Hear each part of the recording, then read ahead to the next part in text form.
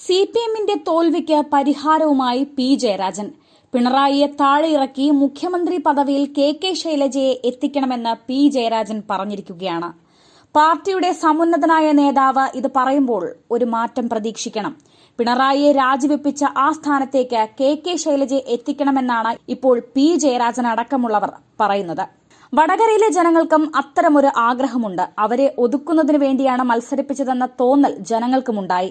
ശൈലജയെ ഡൽഹിയിലേക്ക് അയക്കാതെ സംസ്ഥാനത്ത് തന്നെ നിർത്താനുള്ള വടകരയിലുള്ളവരുടെ ആഗ്രഹം തോൽവിയുടെ ഘടകമാണെന്ന് ജയരാജൻ പറഞ്ഞു. മുഖ്യമന്ത്രി പിണറായി വിജയനെതിരെ അതിരൂക്ഷ വിമർശനമുയർന്ന യോഗത്തിലാണ് ശൈലജയ്ക്ക് വേണ്ടി ജയരാജൻ വാദിച്ചിരിക്കുന്നത്. 5 കൊല്ലം മുൻപ് വടകരയിൽ തോറ്റത് ജയരാജനായിരുന്നു. ഇതോടെ പാർട്ടിയിൽ നിന്നും ജയരാജൻ ഒതുക്കപ്പെട്ടു.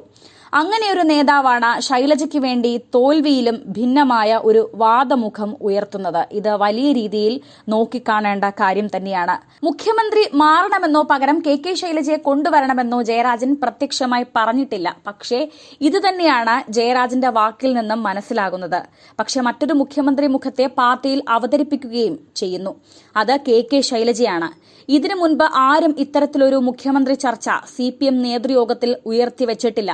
കണ്ണൂർ രാഷ്ട്രീയത്തിൽ വഴിത്തിരിവുണ്ടാക്കുന്ന പരാമർശമാണ് ജയരാജൻ ഇപ്പോൾ നടത്തിയിരിക്കുന്നത്. കേരളത്തിലെ തോൽവി കേന്ദ്ര കമ്മിറ്റിയിലും ചർച്ചയായിരിക്കുകയാണ്.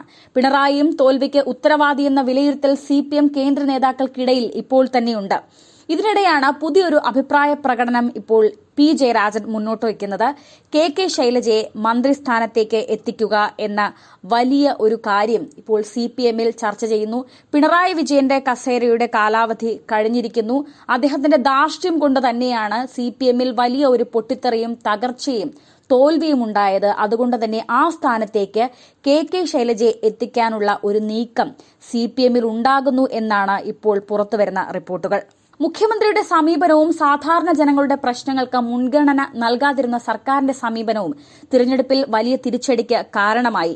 അത് യോഗത്തിൽ തന്നെ നേതാക്കൾ ചൂണ്ടിക്കാട്ടിയിരുന്നു. ഈ സാഹചര്യത്തിലാണ് പി ജയരാജന്റെ പരാമർശം പുറത്തുവരുന്നത്. രാഷ്ട്രീയ പ്രാധാന്യം കൂടുകയാണ് ഈ പരാമർശത്തിന്. വിമർശനങ്ങൾക്കൊന്നും യോഗത്തിൽ മുഖ്യമന്ത്രി മറുപടി പറഞ്ഞിട്ടില്ല. എന്നാൽ കേന്ദ്ര കമ്മിറ്റി യോഗത്തിൽ മുഖ്യമന്ത്രിക്ക് വിശദീകരണം നൽകേണ്ടി വരുമെന്ന് സൂചനകളുണ്ട്. ശൈലജയും കേന്ദ്ര കമ്മിറ്റിയിലുണ്ട്. അവിടെ ശൈലജ പറയുന്ന നിലപാടും നിർണായകമായിരിക്കും. സിപിഎം നേതാവ് കെ ശൈലജയെ 1,14,506 വോട്ടുകൾക്ക് വീഴ്ത്തിയാണ് ഷാഫി പറമ്പിൽ UDF-നായി വടകര മണ്ഡലം ഇത്തവണ നിലനിർത്തിയത്.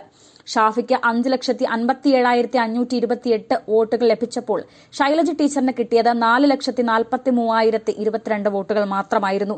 BJP സ്ഥാനാർത്ഥി പ്രഫുൽ കൃഷ്ണ അവിടെ 1,11,979 വോട്ടുകളും നേടി.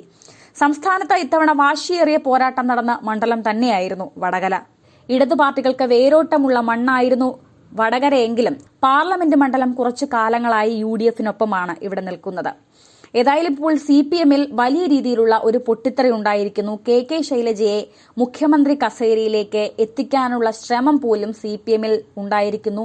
മുഖ്യമന്ത്രി പിണറായി വിജയനെ ആ കസേരയിൽ നിന്നും താഴേക്ക് ഇറക്കാനുള്ള വലിയ രീതിയിലുള്ള ഒരു ചർച്ച തന്നെ ഇപ്പോൾ സിപിഎമ്മിൽ നടക്കുന്നു എന്നാണ് മനസ്സിലാക്കാൻ സാധിക്കുന്നത്.